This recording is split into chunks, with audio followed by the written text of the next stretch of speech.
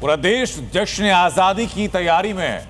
चारों तरफ तिरंगे की छवि आपको नजर आएगी। कल सरकारी समारोह में राष्ट्रगान के साथ राष्ट्रगीत गाया जाएगा, लेकिन धर्म और मजहब की राजनीति करने वाले कुछ लोग समाज को बांट रहे हैं। वो खुलेआम वंदे मातरम न गाने का ऐलान कर रहे हैं, लोगों को धर्म की दुहाई दे रहे हैं।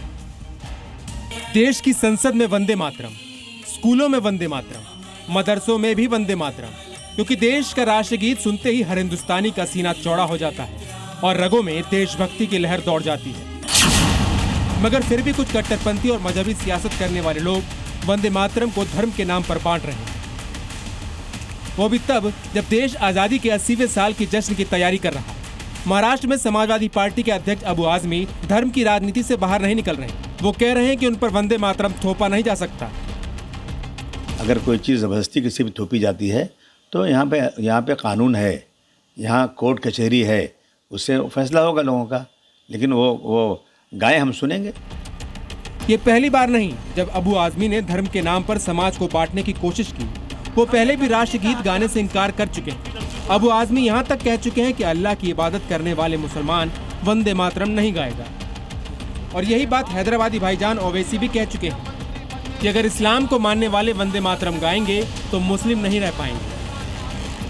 मेरे मजहब में, मेरे रिलीजन में ये कहा गया है कि अल्लाह जिसने ज़मीन बनाई, आसमान बनाया, सूरज बनाए, चांद बनाए, इंसान बनाए, सारी दुनिया बनाए, हम उसके अलावा किसी के आगे सर नहीं झुका सकते। मैं एक मुसलमान हूँ, मैं सिवाय अल्लाह के किसी की इबादत नहीं करता हूँ।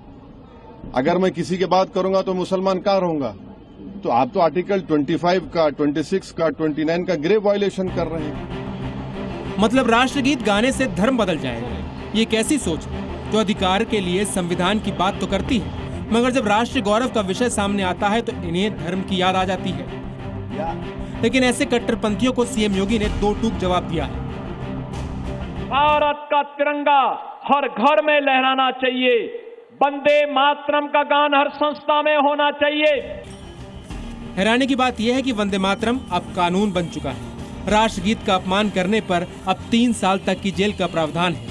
कल 15 अगस्त को पहली बार लाल किले की प्राचीर से भी राष्ट्रगीत वंदे मातरम का सामूहिक गायन होगा।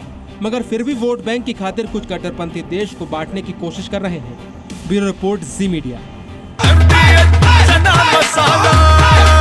अब छोलिया हो या लोबिया, सफेद चने या काले चने, सब कुछ मजेदार बने। MDH